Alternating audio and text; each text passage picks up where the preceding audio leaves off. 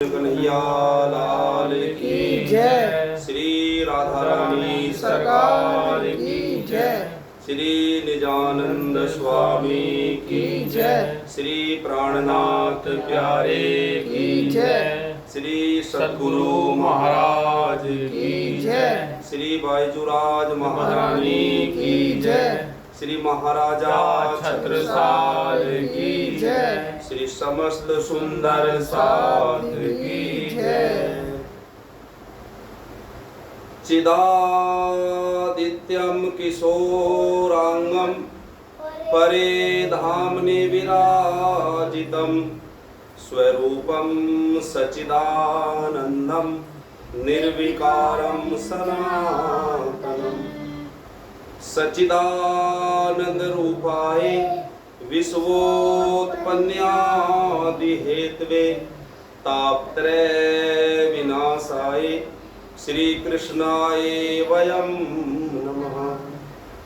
आनंद कंदं प्रभुदेव चंद्रम ब्रजेश रूपेण पुराभिजातं प्रविश्य प्राप्तं प्रिय प्राणनाथं प्रविश्य प्राप्तं प्रिय प्राणनाथं परेश पूर्णं सततं नमामि परेश पूर्णं सततं नमामि।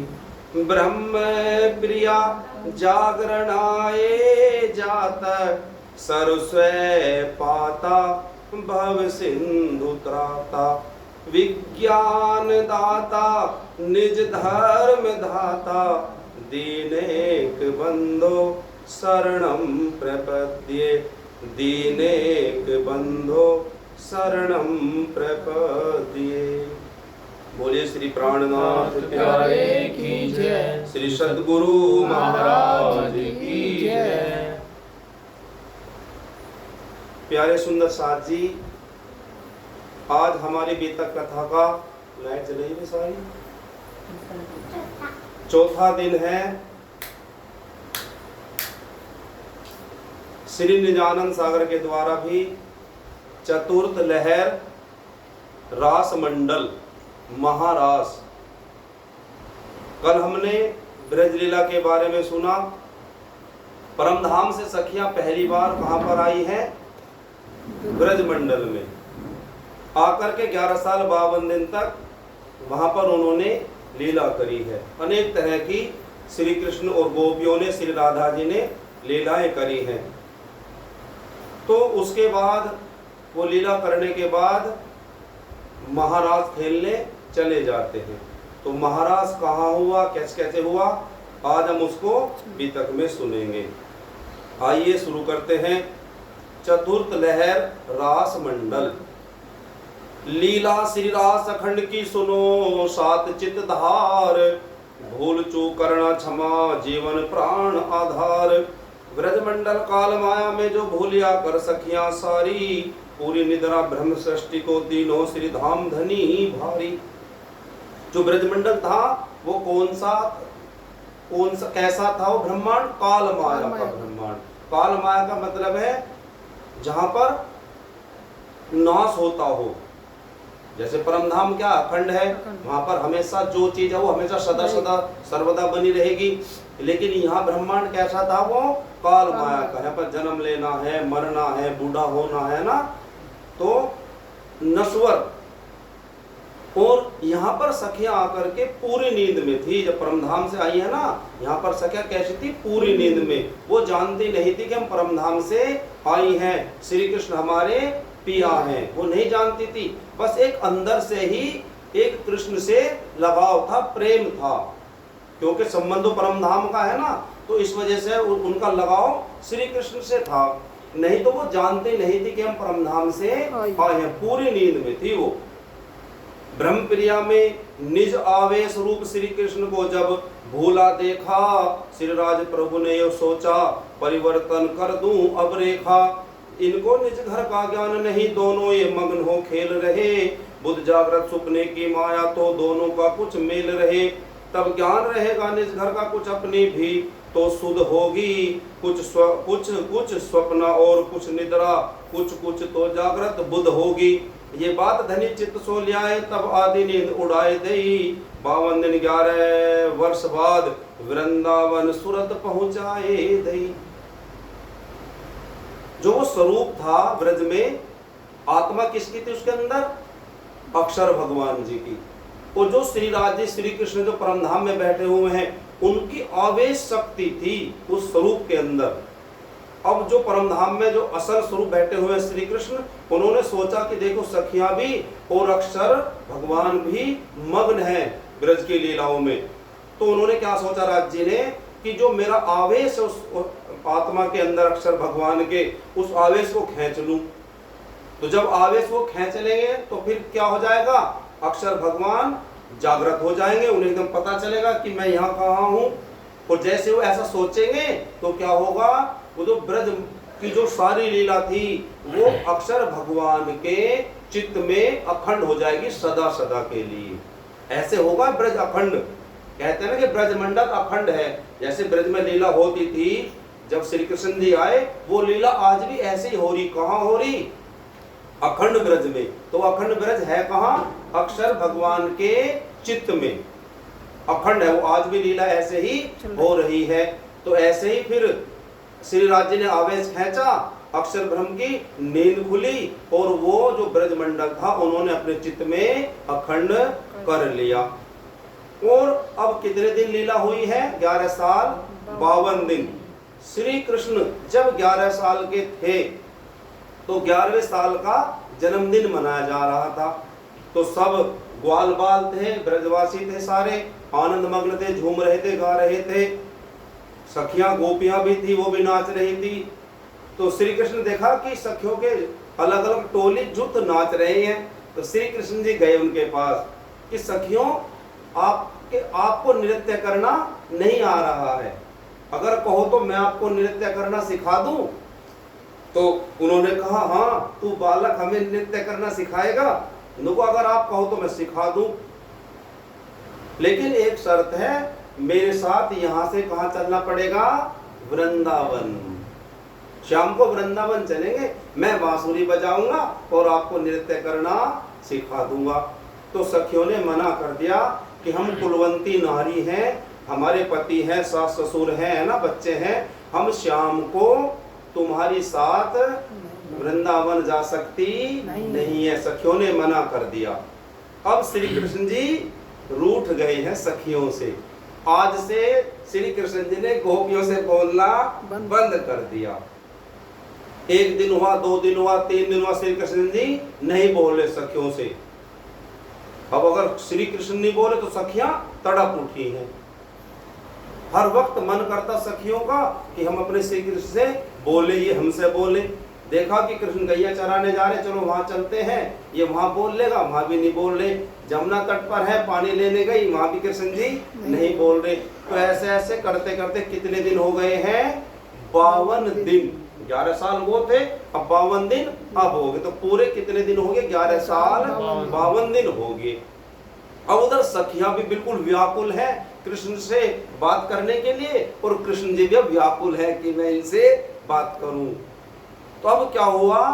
जब 11 साल 52वां दिन था तो श्री कृष्ण जी और बलराम भैया सब ग्वाल बाल गैया चराने जाते थे। जब वो गैया चराने गए हैं तो क्या हुआ? शाम के समय श्री कृष्ण ने कहा कि हे दाऊ भैया आप चलो, मुझे कुछ काम है, मैं बाद में आऊंगा। बाद में सब आ गए हैं तो श्री कृष्ण पिया अब कहाँ चले गए हैं? अखंड वृंदावन में। अभी तक तो वो कहाँ थे? इस भूमि पर थे। अब उन्हें क्या रचाना है? मन में ले लिया श्री कृष्ण जी ने कि अब मुझको क्या करना है? महारास रचाना है सखियों के साथ। अब श्री कृष्ण इस जमीन पर, भूमि पर थे, इस वृंदावन में थे, तो कहाँ चले गए हैं? अक्षर धाम। तो उसमें किस जगह गए हैं? केवल ब्रह्म के अंदर। 4 है ना, अव्यकृत ब्रह्म, सबलिंग ब्रह्म, केवल ब्रह्म और सत्स्वरूप। जो केवल ब्रह्म है उसके अंदर चले गए श्री कृष्ण जी। यहाँ से कहाँ चले गए हैं? केवल ब्रह्म के अंदर चले गए हैं। और वहां पर योग माया ने बहुत ही सुंदर वृंदावन सजा करके बना करके तैयार कर रखा है। और वहां जाकर के अब श्री कृष्ण कदम के वृक्ष पर बैठ करके बांसुरी बजा रहे हैं। बोलो श्री कृष्ण कन्हैया की जय। अब क्या है? पूर्ण शरद की रात को पूर्ण देखा राज, मन विचार पूर्ण करे रस रचावे आज। चंद्रमा कैसा है? पूर्ण है। योग माया का आश्रय लेकर करना रास, तभी हो पूर्ण कामना आनंद अंग विलास। तो क्या हुआ? वहां पर पहुंच गए हैं श्री कृष्ण जी। अब वहां जाकर के श्री कृष्ण पिया ने क्या करा है? बांसुरी बजाई है। जब बांसुरी बजी है तो जैसे ही बांसुरी की तान सखियों गोपियों के कानों में पड़ी तो सखियां व्याकुल हो गई हैं, बिल्कुल तड़पने लगी हैं, जैसे मछली तड़पती है बिना जल के, पानी के तड़पने लगी हैं। और मानो कि वो बांसुरी की आवाज दे दे करके सखियों का नाम ले ले करके सखियों को बुला रही है, वो तड़पने लगी है। जिस समय कृष्ण जी बंसी में मीठी मीठी ध्वनि गाते हैं, थी सखियां घर के काम लगी, सुन कान खड़े हो जाते हैं। कोई दूध ओटाए रही थी तो कोई दही जमाने को बैठी, कोई स्तनपान कराने को बच्चे को गोदी में ले बैठी। कोई गाय का दूध निकाल रही है, कोई बच्चे को दूध पिला रही है। कोई पति की सेवा में थी लगी, कोई बर्तन साफ जो करती थी। बंसी सुनकर व्याकुल हुई पर घर वालों से डरती थी। अब जाना तो है, कृष्ण ने बांसुरी बजा दी, लेकिन परिवार वाले हैं, पति है, सास ससुर हैं, परिवार के हैं, बच्चे भी हैं, तो इन्हें छोड़कर कैसे जाएं? व्याकुल हो आतुर भई इतनी कुछ लोग लाज नहीं बूझी है। सब उल्टा सुल्टा कर श्रृंगार श्री कृष्ण मिलन की सूझी है। जो ही बंसी का शब्द पहुंचा कान में आए, त्यों ही सखियां उसी दम उठ उठ भागी धाए। क्या हुआ?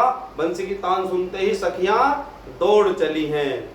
जो सखी तामसी थी ब्रज में बंसी को सुनते ही बिकली, कुछ हार श्रृंगार और कपड़ों की परवाह न की घर से निकली।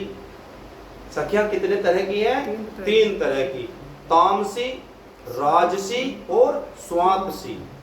ये 3 तरह की सखियां हैं। तो सबसे पहले कौन दौड़ी है? तामसी, जो गुस्से वाली सखियां हैं। वो नहीं डरी किसी से, हमें तो रास खेलने जाना है, हमारे पिया ने हमें बुलाया है, वो तो दौड़ पड़ी। जो सखी राजसी थी लेकिन प्रीतम के ढिंग आना चाहा, सब पहन के हाथ श्रृंगार करे वस्त्र भूषण जो पहरे हैं, कानों के भूषण पैरों में, पैरों के कान में पहरे हैं। जल्दीबाजी में क्या कर लिया? जो पैरों के हैं कान में डाल लिए, कान के हैं पैरों में डाल लिए। व्याकुल हो गए, तड़प उठी है। मती मार दी वंशी की धुनी ने, जल्दी में तो कुछ होश नहीं, लहंगा तो गले में पहन लिया, इसमें कोई उनका दोष नहीं। बोलो कृष्ण कन्हैया की जय। देखो मिलन है ना, अपने पिया से मिलना है, बिछड़ी हुई है, कितनी तड़प है। एक आंख में काजल सार लिया, दूजा तो नेत्र अधूरा है, श्रृंगार तो किया अवश्य मगर सब उल्टा पुल्टा पूरा है। एक आंख में काजल डाले, एक आंख ऐसे ही छोड़ दी। जो सजकर घर से निकली प्रीतम के ढिग जाए, सात्विक सोची कृष्ण के कैसे दर्शन पाए। तो कौन कौन सी चल पड़ी? तामसी चल पड़ी, राजसी ने देखो अरे ये तो भाग रही है तामसी, तुम भी चलो, वे भी छोड़ चली। अब कौन सी रह गई है? स्वात्सी रहेगी बेचारी, जो बिल्कुल दयालु भाव की है, मासूमियत वाली जो सखियां हैं। तो केवल सात्विकी रही बाकी, उनके घर वाले ताड़ गए। उन लोगों ने लिया रोक, उन्हें अंदर कर बंद किवाड़ दिए। उन देखो ये भी झाड़ू तैयार है, तो उन लोगों ने, उनके परिवार वालों ने क्या करा? घर के अंदर बंद करके किवाड़ गेट बंद कर दिए। कुछ कहा सुना तो बहुत मगर लेकिन सुनवाई नहीं हुई। श्री कृष्ण के विरह वियोग में तो अति व्याकुल आत्मा हो ही गई। व्याकुल हो गिरी मूर्छित हो पृथ्वी पर सुध बुध बिसराई, फिर गए नेत्र हो गई ठंडी, गया लहू सूखो और निसराई। क्या हुआ?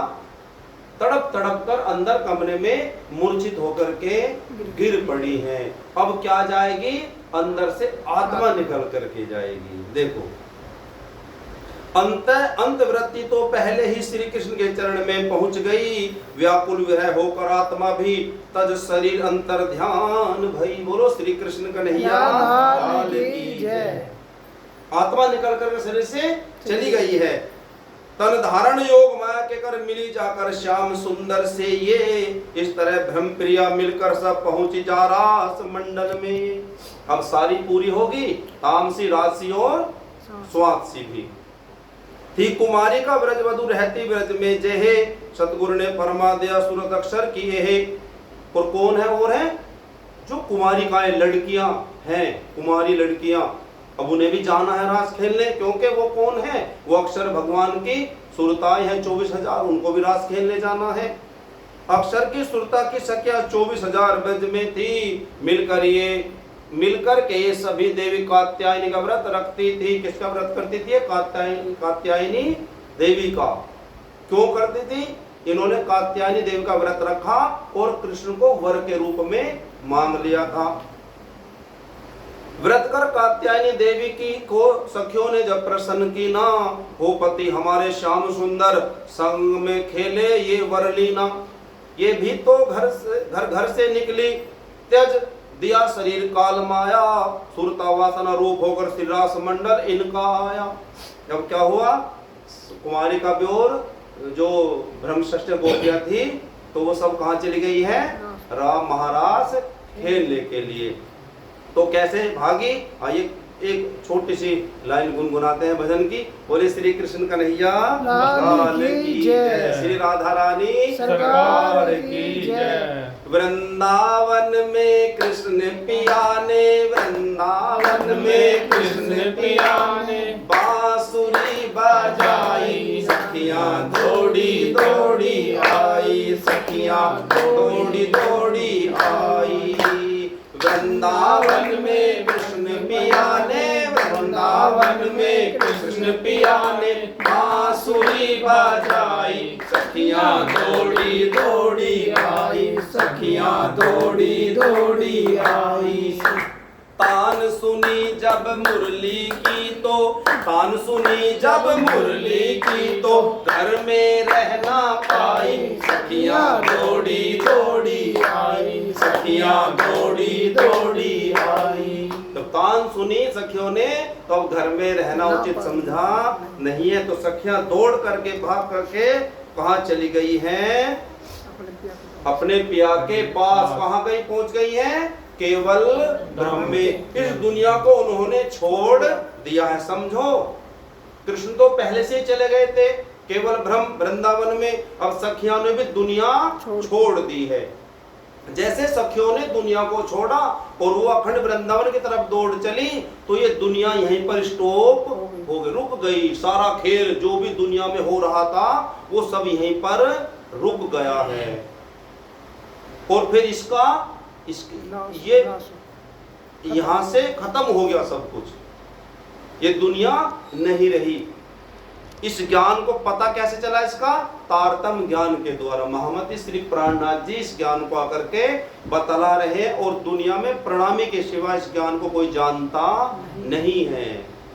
तारतम ज्ञान के द्वारा इस बात को जाना जा सकता है। तो सुंदर साथ जी अब कहाँ चले गए हैं? वृंदावन में रास खेलने के लिए।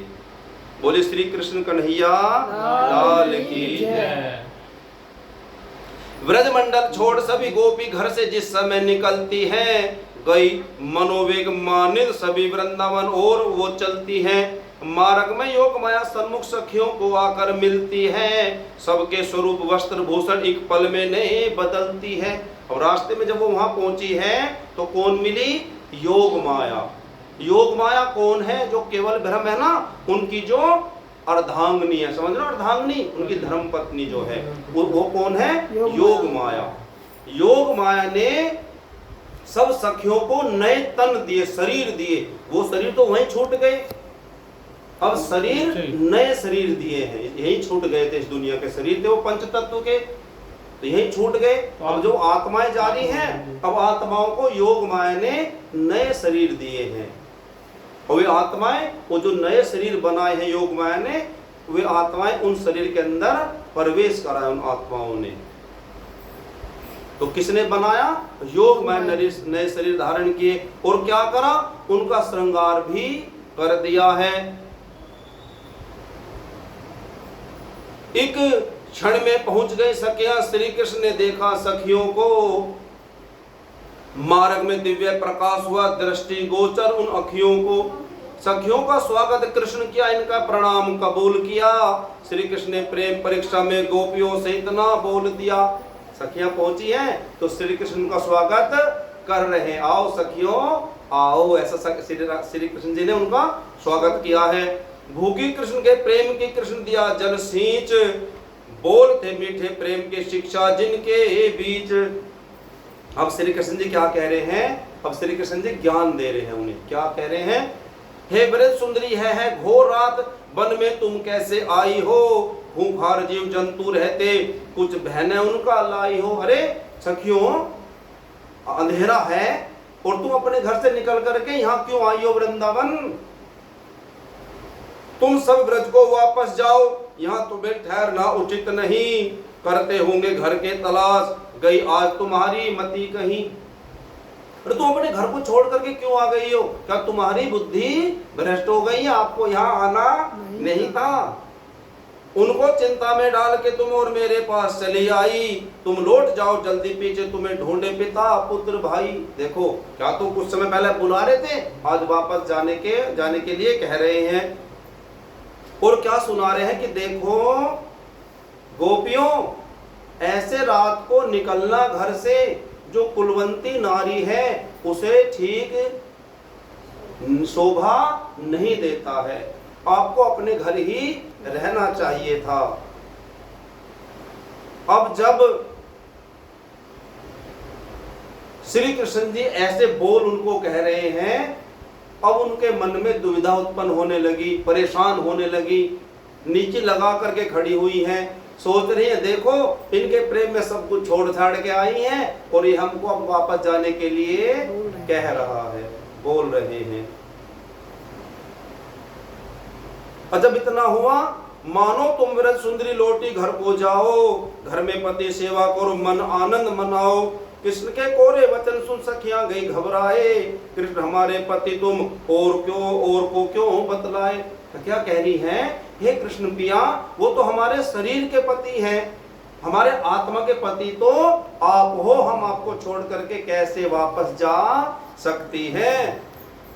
और जो अब यहाँ पर भी जो तामसी सखियां हैं वो तो थोड़ा सा दम लगा करके खड़ी हुई, डटी हुई हैं। श्री कृष्ण जी कुछ कह रहे हैं तो आप कहते रहो, लेकिन सात्विकी और जो स्वादसी है और राजसी है वो क्या होने लगा, उनकी आंखों से झरझर आंसू टपकने लगे हैं, बहने लगे हैं, वो रोने लगी हैं और मूर्छित होकर के वो जमीन पर भी गिरने लगी है। और वो कह रही हैं सखियां श्री राज जी से, श्री कृष्ण पिया से, हमको तो आप बिना कोई धनी और नजर न आता है, सर्वस्व हमारे तुम ही तो हो, हमको तो यही दिखाता है। आप जाने के लिए कह रहे हो कि आपके पति वो हैं, लेकिन हमें तो केवल इतना पता है आप हमारे पिया परमात्मा हो। पति हमारे आप हो बंधु भी और भ्रात, रक्षक तुम ही परमात्मा, हम आत्मा अंग ना जात। कर दो दूर शरीर से आत्म दूर न होए, पूरे कर दो हे प्रभु लिए मनोरथ जोए। और सखिया कह रही है कृष्ण पिया, हम तो मन में रास खेलने की इच्छा से आपके पास आए और आप हमें वापस जाने के लिए कह रहे हैं, तो हाथ जोड़कर कह रही है पिया, जो हमारी इच्छा है रास खेलने की वो इच्छा हमारी पूरी कर दो। इच्छा नहीं पूर्ण कर सकते यदि आप हमारी मनमोहन, फिर पीछे पूरी कर देना जब ताप से जल जाए विरहन। आत्मा ध्यान द्वारा होकर तो शरण में आपकी आवेगी, तब होंगे आप पति इसके, फिर ये पत्नी बन जावेगी। अगर आप हमें स्वीकार नहीं करोगे तो हम अपने इस शरीर को भी त्याग देंगे। इसलिए नाथ अब उचित है विरह पावरियों पर कृपा करो, हम शरण आपकी दासी है, दासी के मनोरथ सिद्ध करो। हे नाथ बजाकर वंशी को यहाँ घर से हमें बुलाया है, फिर रास रमन के बदले में उल्टा ही ज्ञान सुनाया है। एक तो बंसी बजाई और बुला लिया नाम ले लेकर के, कब कह रहे हो वापस चले जाओ, ज्ञान दे रहे हो। इस तरह विरह के प्रेम भरे सखियों के वचनों को सुनकर महायोगेश्वर श्री कृष्ण प्रभु बोले फिर सखियों से हंसकर, हे ब्रज की सुंदरियों मैं तो एक प्रेम परीक्षा लेता था, मेरे प्रति कितना प्रेम तुम्हें बस इसी बात को देखता था। आखिरी परीक्षा थी श्री कृष्ण प्रिया की। श्री कृष्ण जी कह रहे सखियों मैं आपकी परीक्षा ले रहा था कि अब आप यहाँ से वापस जाओगी या नहीं। अगर चली जाती तो तुम्हारा प्रेम झूठा सच्चा नहीं था, अब आप नहीं जा रहे तो आपका प्रेम सच्चा है। अब तुम सब सावधान होकर मुझसे मिल खेलो रास चलो। श्री कृष्ण के प्रेम वचन सुनकर एक दूजे से बोली चलो चलो। बोलो श्री कृष्ण कन्हैया की जय। अब श्री कृष्ण कहने लगे आप परीक्षा में पास हो गई हो, चलो अब रास को खेलते हैं, महाराज रचाएंगे। तो सखिया कह रही चलो चलो। मरते हुए जल के प्यासे को मिला पानी वो अमृत होकर, जो पड़ी मूर्छित थी सखियां तत्काल उठी खुश होकर। जो नीचे पड़ी हुई थी बिल्कुल मूर्छित बेहोश, अरे जैसे ही कृष्ण ने कहा खड़ी हो जाओ चलो रास महाराज रचाएंगे, तो तुरंत वो खड़ी होकर के तैयार हो गई हैं। सबके मन आनंद ये रास रमे अब संग, भांति भांति की हृदय में उठने लगी तरंग। मुस्कुरा करके श्री प्राणनाथ आत्म स्वरूप सब सखियों को संग लेके रास रमाते हैं। नहीं चला भेद है मुनियों को, किसने आज तक भेद ये पाया नहीं है कि वो महारास कहां पर हुआ है, किसी को नहीं पता। सब कौन से रास को जानते हैं जो यहाँ पर खिला है इस वाली भूमि में। इससे पहले हुआ है वो महारास, ये तो बाद में हुआ है। प्रभु निजानंद बतलाते हैं ये गोपी कृष्ण एक तन थे, कहा जल तरंग वत एक रूप इन सबके वो आनंद घन थे। श्री कृष्ण जी पूर्ण ब्रह्म स्वरूप सखियों संग रास रमन करने, जैसे सबको संग लेकर लगे रास मंडल में पग धरने। और अब जो रास मंडल वृंदावन बना हुआ है उसके अंदर वो जाने लगे हैं। क्या कहूं शोभा वृंदावन की वो अनुपम अपूर्व अलौकिक थी, उसकी उपमा कैसे आवे भरी योग माया की शक्ति थी।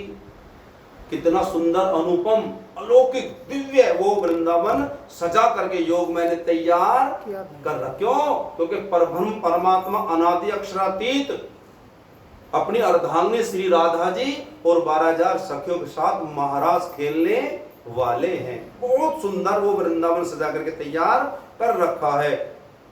दूजे इस रास मंडल में तो श्री पूर्ण ब्रह्म को खेलना था, फिर उसकी शोभा और स्वरूप सामग्री का क्या कहना था। वृंदावन का एक वृक्ष सिद्ध करे सब काम, अखंड भूमि का रास की उपमा को नहीं ठाम। अब वो वृंदावन की भूमि बहुत ही पवित्र पावन है, अब वहां पर रास लीला होने वाली है। श्री पद्म पुराण में व्यास जी रास का किया बखान, शोभा की एक बूंद ही शिव जी किया बयान। शिव जी ने भी पार्वती से कहा था रास के बारे में, बोले शिव जी सुनो पार्वती, जितने सत्य धाम कृष्ण के हैं, गोलोक वैकुंठ स्वर्ग आदि जितनी भक्ति से मिलते हैं, इनका भी मिलना सहज नहीं। जब तब कई काल करें, इतना दुख सहने पर भी वो फिर जीव काल के काल परे। फिर उस अखंड वृंदावन का प्राप्त होना है सहज कहीं, उनसे भी उत्तम दुर्लभ है जहां पहुंचे फिर आना ही नहीं। शिव जी पार्वती से कह रहे हैं कि स्वर्ग में जाना वैकुंठ में जाना ये भी इंसान के बस की बात नहीं है, जीव के बस की बात नहीं है। जब यहाँ पर नहीं जा सकते, जो अखंड वृंदावन है अखंड राज महाराज है, उसका तो कहना है क्या वहां तक तो कोई पहुंच सकता ही नहीं है। किसको समझा रहे हैं? पार्वती को शिव जी महाराज। बेहद वाणी वर्णन करते श्री प्राणनाथ बतलाते हैं, बेहद वाले उसको समझे, हद वाले गोते खाते हैं। दुनिया के जीव तो यहीं पर गोते खा रहे, आप पूछ लो। शास्त्रों में श्रीमद् भागवत में लिखा हुआ कि अखंड वृंदावन वो कहां पर है। अखंड का मतलब जानते हो, जो कभी मिटने वाला नहीं है। ये जो वृंदावन है ये तो मिट जाएगा कब, जब महाप्रलय होगी। ये वृंदावन तो मिट जाएगा जब महाप्रलय होगी, सब कुछ खत्म हो जाएगा। और शास्त्र में क्या लिखा हुआ है कि वो वृंदावन अखंड है, सदा सदा रासलीला होती ही रहेगी। तो ये तो खत्म हो जाएगा, फिर रासलीला कहाँ होगी। इसका मतलब अखंड वृंदावन कोई कहीं और है।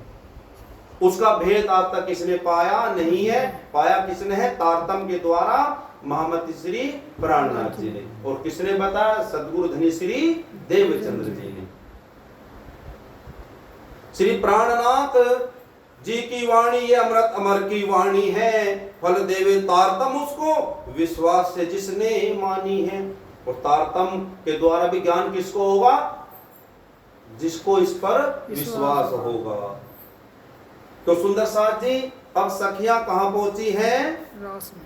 रास में जब वो वहां पर योग माया से कहा श्री कृष्ण पिया ने कि अब सब सखियों का श्रृंगार कर दो, तो सबसे पहले योग माया श्रृंगार करती है, दुल्हे की तरह सजा दिया किसको, श्री कृष्ण पिया को।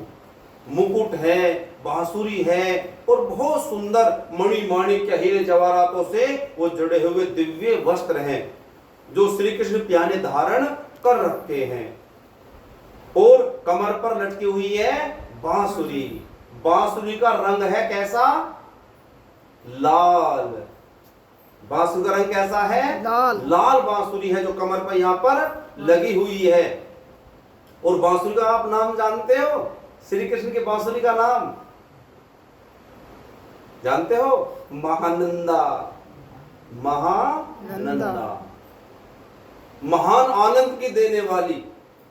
जो बजती है ना तो मानो की पाताल से लेकर के वो जितने भी देवी देवता सब झूम जाते हैं जब श्री कृष्ण की बांसुरी बजती है। तो सबसे पहले श्री कृष्ण पिया का श्रृंगार किया है, दुल्हे की तरह सजा दिया है, दुल्हा बना दिया श्री कृष्ण पिया को। दुल्हा तो वो है ही। फिर श्री श्यामा जी, श्री राधा जी का दिव्य श्रृंगार योग माया ने कर दिया है। वो जैसा श्रृंगार श्री राधा जी का है वैसा ही श्रृंगार सब 12,000 सखियों का कर दिया है। अब देखो ध्यान से सुनो, 12,000 सखियां हैं, तन कितने हैं, 12,000। लेकिन उस तन के अंदर, एक तन के अंदर सखियां कितनी हैं, 3 सखियां हैं। कैसे, एक तो ब्रह्म सृष्टि और 2 ईश्वरी सृष्टि। 36,000 सखियां होगी ना, 12,000 तो ब्रह्म सृष्टियां और 24,000 ईश्वरी सृष्टि अक्षरधाम की। तो एक शरीर के अंदर, शरीर है 12,000, तो एक शरीर के अंदर कितनी आई, 12 सखियां एक शरीर के अंदर हैं। तो जो ईश्वरी सृष्टि अक्षर भगवान की 24,000, उनको अलग शरीर नहीं दिए गए हैं रास मंडल के अंदर। वे उसी शरीर के अंदर ब्रह्म सृष्टि के साथ रह करके रास रमण कर रही हैं। बोलो श्री कृष्ण कन्हैया लाल की जय। अब सखियों ने लीला करी है। लीला सबसे पहले क्या हो, जब सब श्रृंगार सज करके तैयार हुई तो श्री कृष्ण कहने का, आओ सखियों मैं आपको वृंदावन दिखाता हूँ। तो आगे श्री कृष्ण है, राधा जी का हाथ पकड़ रखा है, फिर पीछे पीछे 12,000 सखियां हैं। तो श्री कृष्ण जी वृंदावन को सबसे पहले दिखा रहे हैं। तो सबसे पहले महामती श्री प्राणनाथ जी, जो हमारा रास किताब है उसके अंदर जब वर्णन कर रहे हैं श्री प्राणनाथ जी, तो सबसे पहले आया आम का पेड़। देखो ये आम का पेड़, ऐसे बता रहे हैं श्री कृष्ण जी, आम का पेड़ है, अंजीर का है, अखरोट का है, अनानास का, इस तरह से फूलों के जितने भी पेड़ हैं वो सारे वहां पर हैं। और जितने भी रसोई में होते हैं ना, इलायची, सौंफ वगैरह, सबके वहां पर पेड़ है। गन्ना है ना, तरबूज, खरबूज है ना, ये सब है वहां पर। खरबूज लिखा हुआ है वाणी के अंदर, खरबूजा है ना, सब है वहां पर। देखो गन्ने भी है वहां पर खाने के लिए।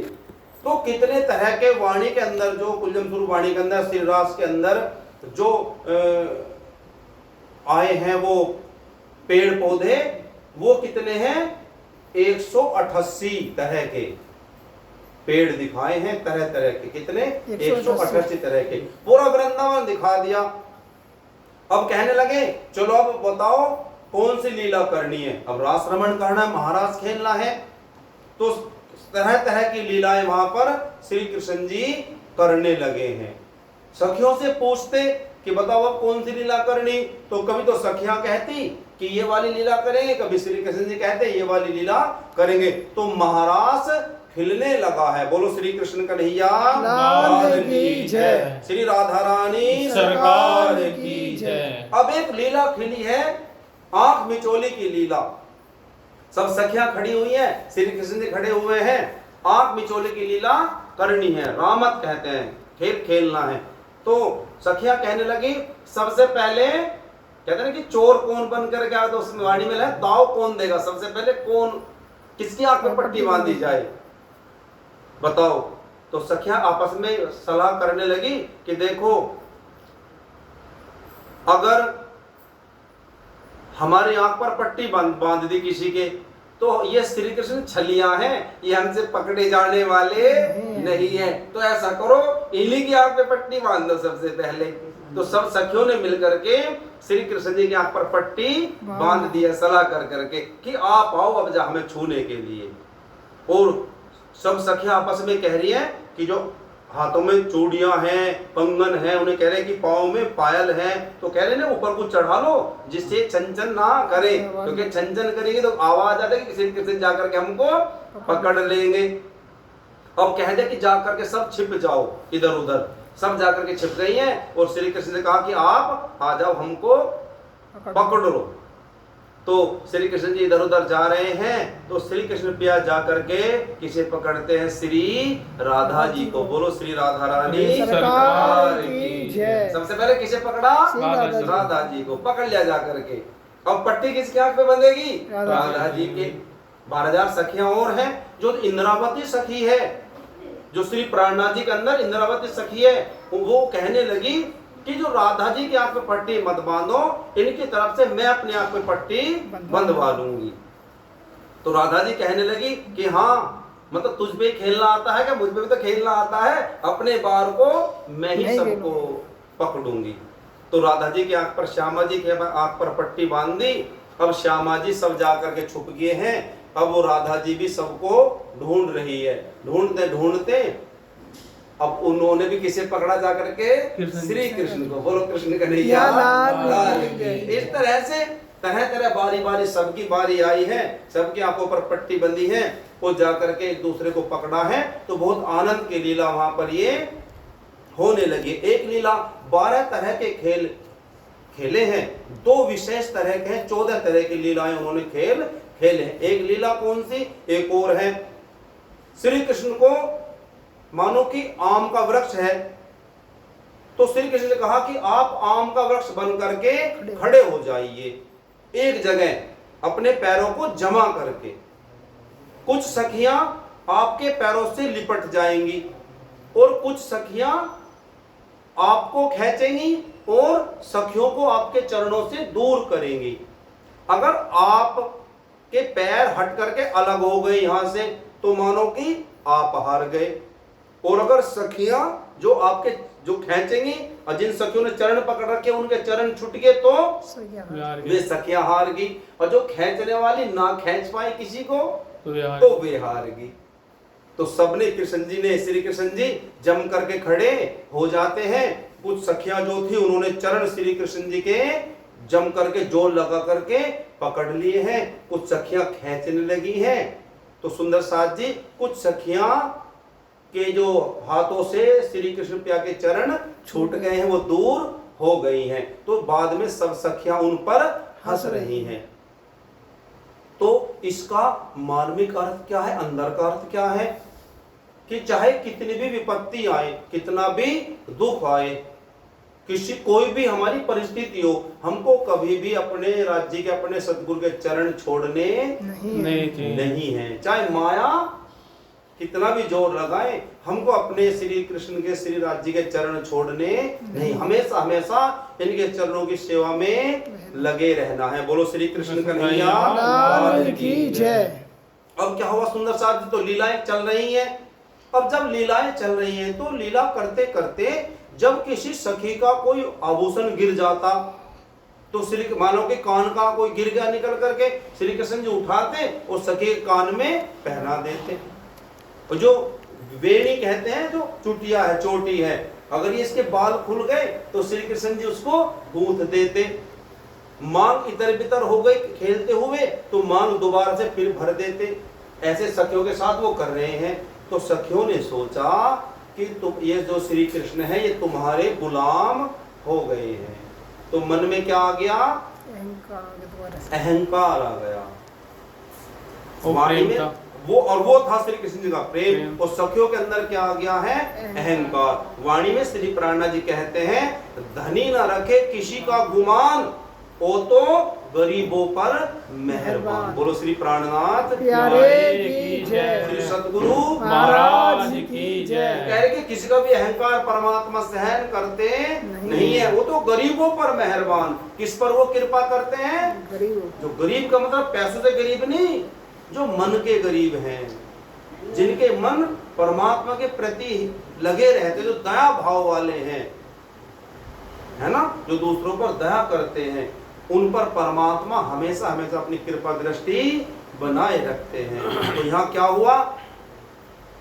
उनके अंदर अहंकार आ गया है। रास खेलते सुंदरी इतनी मगन भई, आभूषण वस्त्र गिरे तन की सुधी न रही। गिरते भूषण वस्त्र जो कृष्ण जी ने उठाए, अपने हाथों से प्रभु दे उनको पहनाए। ऐसा हुआ तो राधा जी को के अंदर भी अहंकार आने लगा है। जब श्री कृष्ण जी ने देखा कि राधा जी के अंदर भी अहंकार आने लगा, तो श्री कृष्ण पिया ने सोचा कि इस अहंकार को तोड़ना पड़ेगा, भंग करना पड़ेगा। तो धीरे धीरे लीला करते करते, खेलते खेलते क्या हुआ? तो मान भंग हो जाएगा। इनको थोड़ा सा देव योग निर्मल आत्मा बना दीजिए तो मान भंग हो जाएगा। पुनरास के योग्य सजा लीजिए। श्री कृष्ण सोचा अब इनसे थोड़ी देर अलग दूर हो जाऊं, चला जाऊं इन्हें छोड़ करके, अंतर ध्यान हो जाऊं, तब इनका मान भंग होगा। ऐसा विचार कर प्राणनाथ गोपियों के जुट से पृथक हुए। श्री राधा जी को संग में ले और आंख बचाकर खिसक गए। राधा जी को ले, जो सखियां थी उनसे थोड़ा दूर अलग चले गए निकुंज वन में। जब वहां पर चले गए, राधा जी कहने लगी, जा रहे थे राधा जी को लेकर के, राधा जी कहने लगी कि हे कृष्ण पिया, अब मैं थक गई हूं, मुझसे और ज्यादा आगे चला नहीं जाता। तो क्या कह रही राधा जी? कुछ देर यहाँ विश्राम किया, फिर श्री राधा जी यूं बोले, चलो और मनोहर कुंजन में जिन्हें देख देख कर मन डोले। श्री राधे बोली तबे, मैं थक गई मोहन राय, मान को आकर यूं कहा, ले चल मुझे उठाए। बोलो श्री कृष्ण कन्हैया की जय। श्री कृष्ण कह रहे और आगे चलेंगे, राधा जी कह रही मैं थक गई हूँ। श्री कृष्ण कह नहीं और आगे चलेंगे, तो राधा जी कहने लगी, हे कृष्ण जी अब मुझे आप अपने कंधे पर बिठा लीजिए। देखो इतना आनंद वो दे रहे हैं। और राधा जी क्या कहने लगी ऊपर से कि मुझे अपने कंधे पर बिठा लो। तो अब कृष्ण जी को क्या क्या हुआ? इस तरह मान के वचन सुने राधा जी के श्री नंदलाला, इसको अभिमान ने घेरा है, मैं मान नहीं सहने वाला। अपनी स्वरूप की मस्ती में अब मान गमान की सूझी है, अब पात्र नहीं रस पान करे, यह कृष्ण प्रभु ने बूझी है। आओ प्रिय तुम्हें उठा लूं मैं।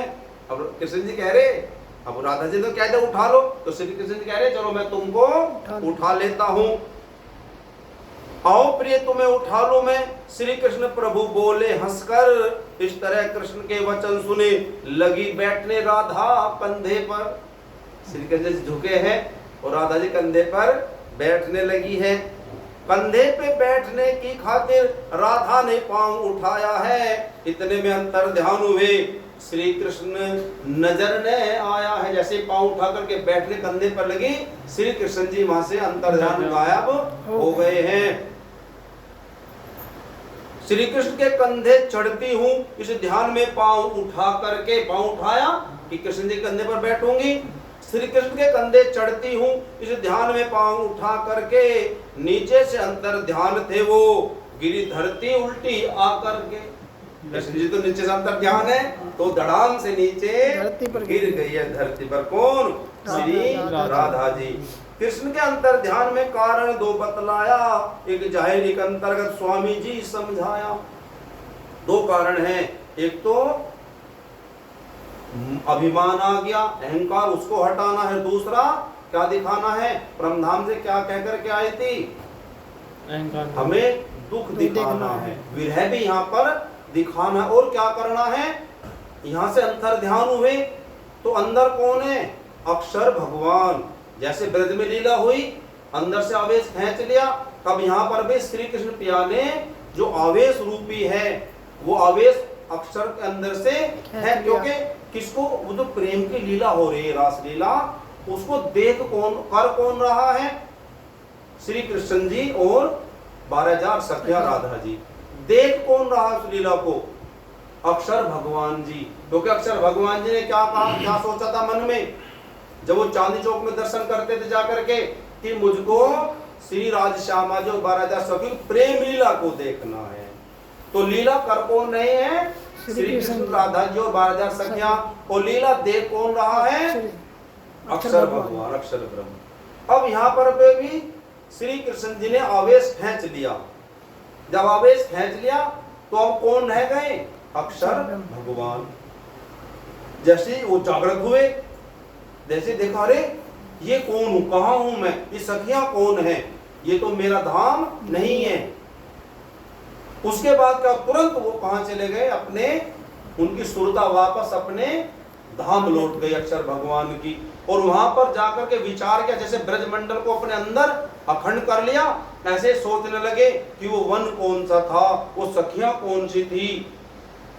तो वो सारी लीला उनको याद आई, और वो सारी लीला जैसे ब्रज की लीला अंदर अखंड हो गई, ऐसे ही वो अक्षर भगवान के अंदर चित्त में बुद्धि के द्वारा वो जो सारा रास मंडल था वो सारा अखंड हो जाता है। बोलो श्री कृष्ण कन्हैया की जय। तो ब्रज मंडल भी अखंड हुआ, और रास जो महाराज था ये भी अखंड हो गया है। एक रास यहाँ पर भी खिलता है आज भी निधिवन में, लेकिन ये इस दुनिया का रास है। इसे कहते हैं व्यवहारिक रास।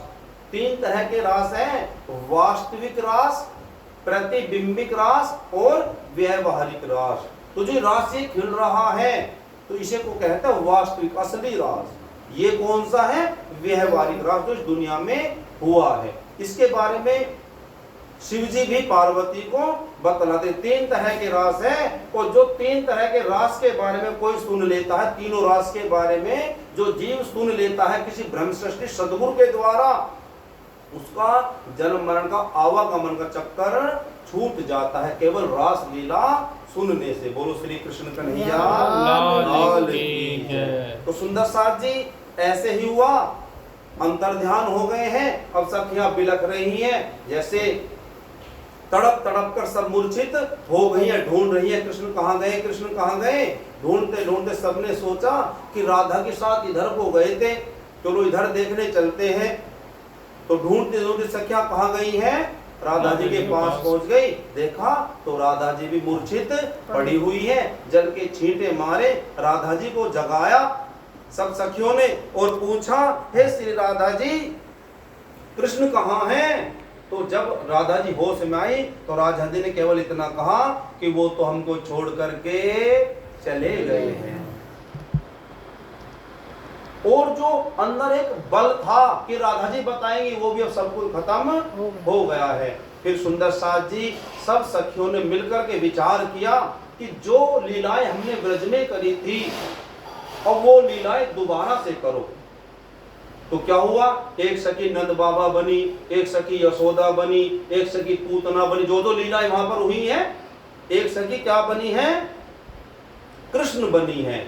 और एक सखी जब कृष्ण बनी है तो उन्होंने क्या करा है? कृष्ण बन करके वंशी को बजाया है। बोलो श्री कृष्ण कन्हैया लाल की जय। समझ रहे हो ना? क्या करा? जब कृष्ण जी अंतर ध्यान हुए कि ब्रज की लीला करो, तो कोई कुछ बना, कोई कुछ बना। एक सखी कौन बनी है? कृष्ण बनी है। तो उसने बन करके क्या करा? किसी ने नख पर गोवर्धन को धारण कर इंद्र का मान घटा, यो बाल चरित सभी करती ऐसी मन उमड़ में आई छटा। एक सखी श्री कृष्ण का रूप धार यमुना तटवंशी नाद किया। व्याकुल विरह सखियों यो समझी चलो प्राण प्यारा आ ही गया। जैसे बंसी बजी तो सबने क्या सोचा कि वो प्राणों का नाथ श्री कृष्ण पिया अब हमारे आ गए हैं। और उधर वो दौड़ी है, वो जैसे उधर दौड़ी है तो उधर श्री कृष्ण पिया भी साक्षात रूप में प्रकट हो जाते हैं। बोलो श्री कृष्ण कन्हैया लाल की जय। लेकिन इस बार श्री कृष्ण जी प्रकट हुए हैं और ज्यादा आनंद लेकर के, सखियों के साथ सखियों को और आनंद देने के लिए और ज्यादा आनंद लेकर के आए हैं। दौड़ी यमुना तरफ सब व्याकुल प्रेम से होए, उन्हें राज देखन की इच्छा अक्षर जोए। दोनों का हित देकर धाम धनी आनंद, उन्हीं धनी को आवेश ले प्रगटे भजनानंद। श्री कृष्ण के इस बार और ज्यादा आनंद के साथ वहां पर आए हुए हैं और फिर सखियों के साथ रास रमण किया है। और कैसा रास रमण? सुंदर साथ जी, जब सखियों को देखा कि सखियां ज्यादा व्याकुल हैं, बारी बारी से श्री कृष्ण के साथ रास रचा रही हैं, तो ऐसे काम नहीं बन रहा है। फिर श्री कृष्ण पिया ने क्या करा? महारास रचाया। महारास का मतलब 12,000 सखियां हैं तो 12,000 ही श्री कृष्ण हो गए हैं। एक सखी के साथ एक श्री कृष्ण है। अब सब सखियों के साथ श्री कृष्ण हैं और सब सखियां रास महारास रचा रही हैं। बोलो श्री राधा रानी सरकार की जय। इस तरह से क्या हुआ? महारास हुआ। इतने में प्रातः काल हुआ, ब्रह्मरात्रि हुई समाप्त है। श्री राज की शक्ति की सखियां हुई ब्रह्म धाम को प्राप्त है। क्या हुआ? रास पूरा हुआ है, पूरा रास हो गया है। महारास होने के बाद सखियां जब महारास करा तो जैसे हम काम करते हैं, कपड़े गंदे हो गए तो फिर क्या करते हैं? स्नान वगैरह करते हैं। तो सब सखियां जल क्रीड़ा करने के लिए, स्नान करने के लिए जमुना तट पर गए। महारास करने के बाद वहां जाकर के सबने वस्त्र उतार करके जमुना के किनारे पर रख दिए तट पर, और जो स्नान करने के वस्त्र थे वो पहन लिए। सब जमुना में उतर गई हैं और राधा कृष्ण साथ में उतरे हैं। सखियां टोले टोले बना करके जमुना जी में हैं। राधा जी सब सखियों के साथ एक तरफ हैं और श्री कृष्ण एक तरफ हैं। तो सब सखियां ऐसे हाथों से जल उछाल करके श्री कृष्ण पिया के ऊपर फेंक रही हैं। और जब श्री कृष्ण पिया ऐसे जल उछालते हैं कि मानो कि जमुना जी पूरी की पूरी उछल करके ऐसे बूंदों के द्वारा सखियों पर, राधा जी पर जाकर के पड़ती थी, तो इतना पानी बरसता था। जब श्री कृष्ण जी ऐसे हाथों से फेंकते थे तो सब सखियां तेज दौड़ दौड़ करके जमुना जी के किनारे तट पर चली जाती थी, फिर आती थी, फिर उछालती थी, फिर श्री कृष्ण पिया उछालते तो फिर भाग जाती। ऐसे जल की क्रीड़ा करिए, उसका आनंद लिया। फिर वहां से बाहर आए, चार सखियों ने आपस में श्रृंगार किया। फिर 4 सखी ने राधा जी का श्रृंगार किया, 4 सखियों ने श्री कृष्ण पिया का श्रृंगार किया।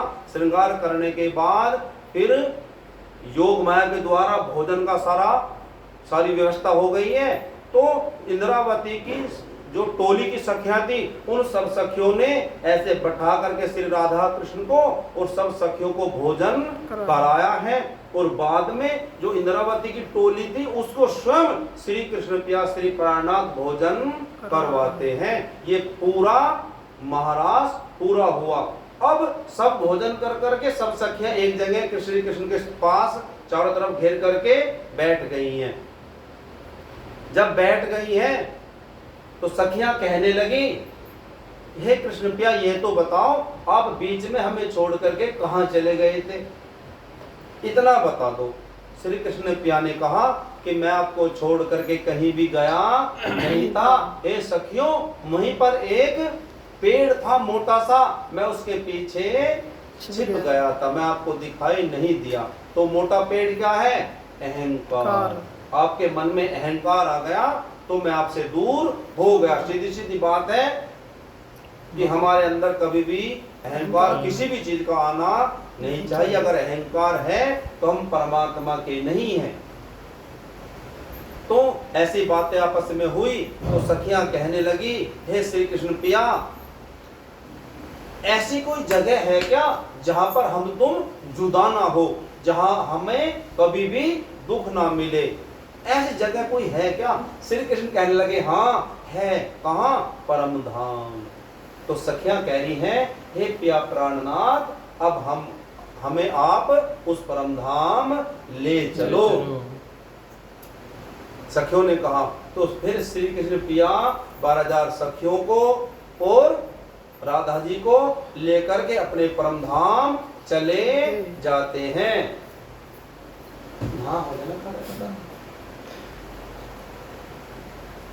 इसी जगह पर रास की लीला हुई तमाम, परम धाम में गई पर हुए न पूरे काम। अक्षर की आत्मवृत्ति फिर गई निज धाम, इधर योग माया मंडल पूर्ण हुआ तमाम। सब सखियां कहां चली गई? किधर से हो गया?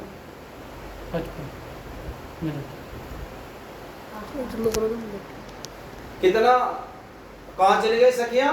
अपने परम धाम चली गई हैं। 8-5 अपने परम धाम सखियां चली गई हैं। रास महाराज पूरा हो गया। लेकिन अब देखो कहां भी तक चल रही?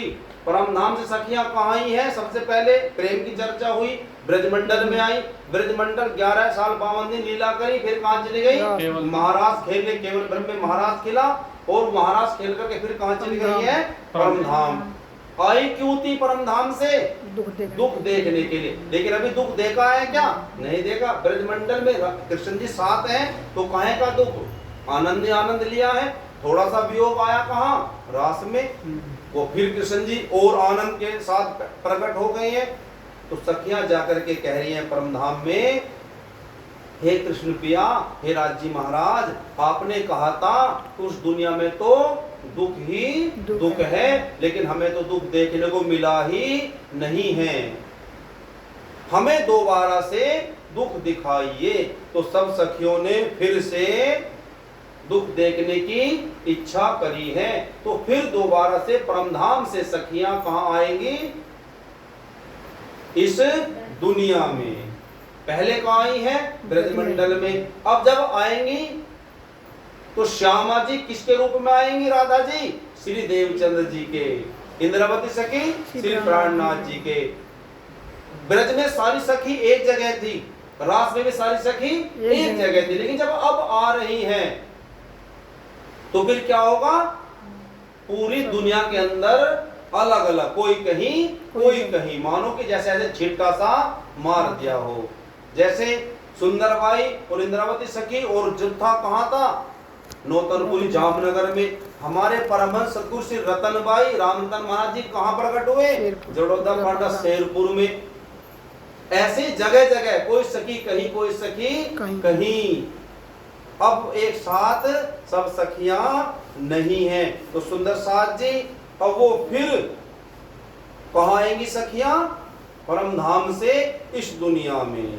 बोले श्री कृष्ण कन्हैया लाल की जय, श्री राधा रानी सरकार की जय। तो सुंदर साथ जी महाराज पूरा हुआ है ना। सखियां परम धाम चली गई हैं, वहां जाकर के फिर वो यहाँ आने की कह रही हैं।